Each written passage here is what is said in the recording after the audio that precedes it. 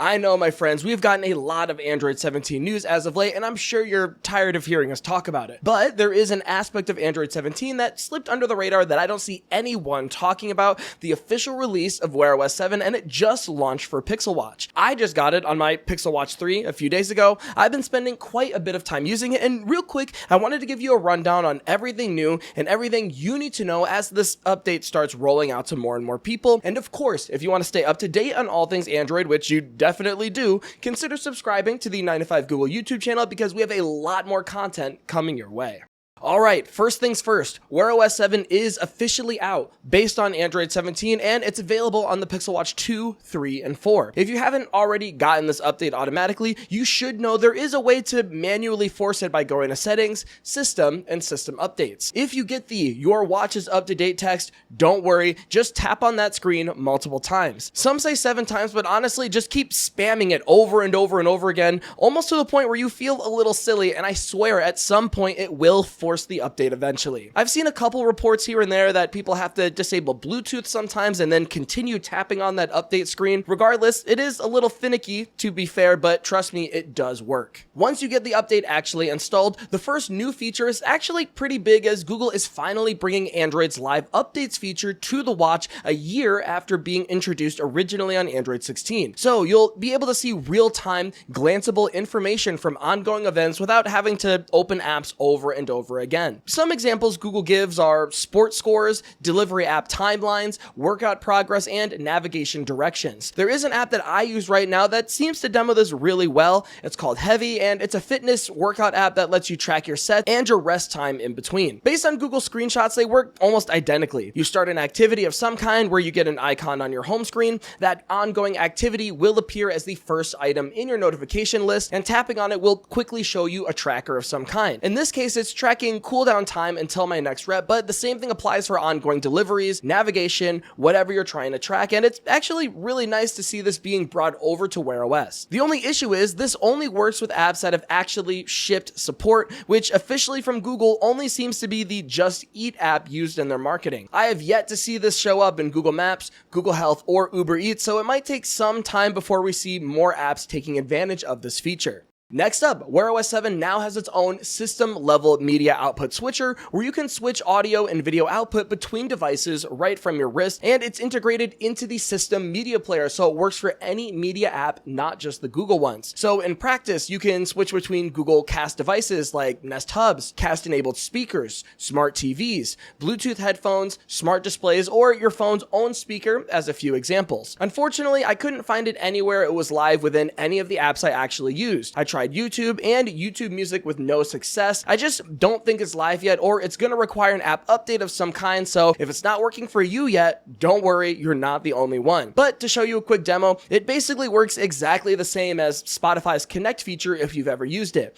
You get a list of devices that you want the audio to play from, and you can control it directly from the watch. Pretty cool when it actually does become available. Another change here with Wear OS 7, emergency sharing is now integrated with loss of pulse, car crash, and fault detection. To be clear, the Pixel Watch already had these detection features in the first place. The only new aspect is the sharing part. All 3 of those triggers will now feed into one emergency sharing system that allows you to select a contact rather than just alerting emergency services. So it's nothing crazy really, it's just consolidating all of those safety tools into one easy to use location. Lastly, for the major changes, Google says the Raise to Talk Gemini activation feature on the Pixel Watch 4 is more accurate now thanks to an improved gesture model. I'm using the Pixel Watch 3 to test this update, so unfortunately I can't give you guys feedback. I kind of wish at this point they would backport that feature to older Pixel Watches. That would be a standout mention of this update if that even was a thing, but hey, Pixel Watch 4 users specifically at least have something to look forward to.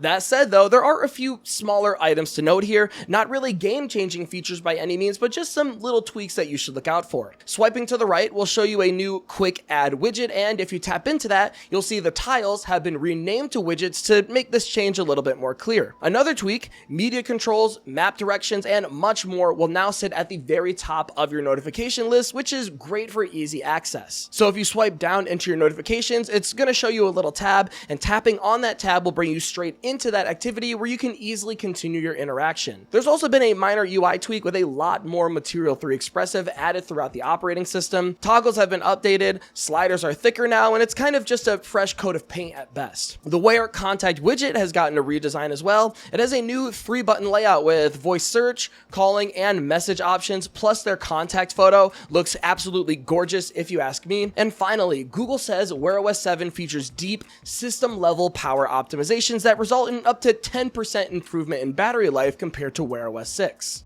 But that is not all, my friends, because there's also a few features you need to know about that are coming later in the year as part of Wear OS 7. Some of them are Gemini intelligence features, and others are integrations with Google's intelligent eyewear hardware coming in the fall of 2026. For Gemini intelligence, we're getting the Create My Widget function, where you can build custom widgets or dashboards on your watch using natural language. On top of that, Gemini will be updated with multi-step app automation, where Gemini can navigate tasks directly on your watch, like reserving seats, ordering food, or telling your preferred health app to start recording a workout, just like we saw demoed on Pixel phones during the Android show Google I/O edition a few months back. Personal intelligence will be carrying over to the watch as well, so Gemini on your wrist can reference your Google apps like Gmail, search, and your chat history to give you more tailored suggestions, all alongside the new neural expressive design language being adjusted to fit on Wear OS devices. As I mentioned, there are also some upcoming features that have to do with Google's upcoming AI glasses project. For those who don't know, Google is releasing screenless AI glasses with cameras, mics, speakers, but no display, launching in the fall of 2026, and Wear OS 7 has some huge integrations with those type of products. You'll be able to take a photo with your screenless glasses and get a notification on your watch with a full preview of that image. Gestures will also be available to control Android XR devices from the watch as well. So basically, the watch is going to be able to act as a glanceable controller of some kind directly with intelligent eyewear and future Android XR products. Not necessarily something available right now or super important at this moment, but it is a teaser of what's coming in the near future, and I certainly felt it was worth mentioning as part of Wear OS 7. As a whole, it seems like a fine update for Wear OS, all things considered.